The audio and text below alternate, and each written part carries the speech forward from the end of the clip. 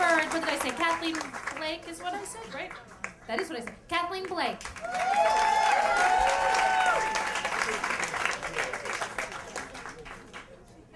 I've never told a story before. I went to one Moth before, but... Woo!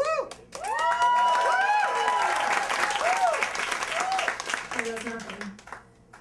So, I married a guy that I wasn't in love with. Like, I loved him, but I wasn't, like, in love with him. And on my wedding day, right before I walked down the aisle, I turned to my sister, who was also my maid of honor, and I shot her this look. And I know that the look said, ask me right now if I want to do this, because I don't. And she looked back at me like, I know, I'm so happy for you. And then she was like gone through the doors and down the aisle, and I didn't know what to do, so I followed her, and I walked down, and I was like, I do, even though I don't. And at the time, I was like, you know what, it's gonna be fine, I'm just gonna stay 2 years.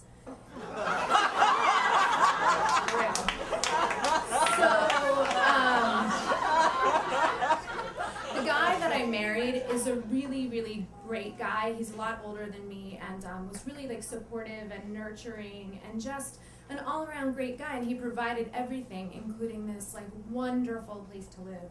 So we had this waterfront house on Long Island, near to where I grew up, and there was a big boat docked in the backyard, and just this beautiful lawn where you could have parties and friends over and entertain, which we did a lot because we didn't really want to be alone.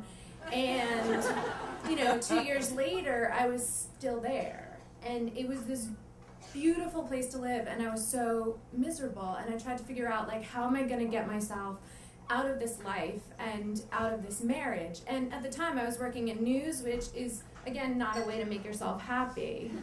And so my salvation came in the form of a prayer to a TV show one night, and I was watching this series called Trading Spaces, where people would like go to other people's houses and like spend $1,000 and mess up a room for them, and nobody really liked it, but the experience was really fun, and it didn't seem, that mean-spirited. So I was like, I said out loud to the TV, like, instead of working in news, I want to work on this. And I really said it like with every fiber of my being. I was like, this is what I want to do. It looks like so much fun. And I think that when you make a wish like that from some part of your body and your being that's like not meant to hurt anyone else, and it's like really true to you, I feel like the universe or the energy or whatever the osmosis thing is out there like makes things happen. Because 6 weeks later, one of my friends, a fellow producer, called and said, do you want to work on the Trading Spaces series? And I was like, yeah, I do, that's great. So I didn't even like ask my husband. I just like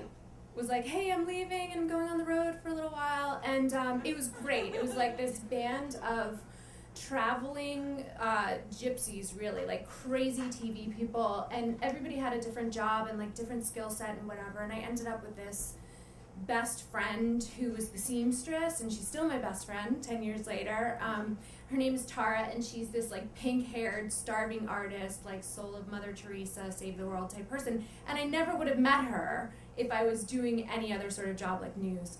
So I realized I was changing when we got to Dover, Delaware, for one of the trips. It's like not a place I would have gone on purpose, but so it's a military base, and like it was 2003, so all the troops were being called up for Iraq, and we couldn't get a hotel room. So we stay in this like decrepit motel on the outskirts of town, which was a perfect setting for a horror story, like one of those places. And the guy 2 doors down from my room, which opens right to conveniently where my car is parked, but like 2 doors down from me, they're carving up huge slabs of meat that they said was venison, but it could have been dog because it looked small, And then in the bathroom, there's a spider the size of a Dalmatian, and more of his relatives are like in the closet over there.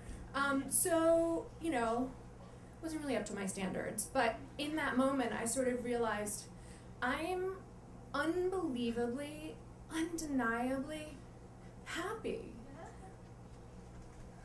And how amazing that, like, you can live in this beautiful, picturesque, perfect cottage on the water and be miserable. And then you're in this, like, spider-infested, like, really downright dangerous motel in Delaware and be happy. And I think it comes down to the people that you're with, and if you love the people you're with, then you're okay. So I went home and I told my husband that I wanted a divorce, and we divorced, and it was fine. It was super nice, just like he is. And he got married again, and he has a little boy, and his life is wonderful, and so is mine. And I think the most important thing is that I promised myself that I would never again live in a place that doesn't have love. Because I finally figured out that it actually is true. A home without love is just a house. Thank you.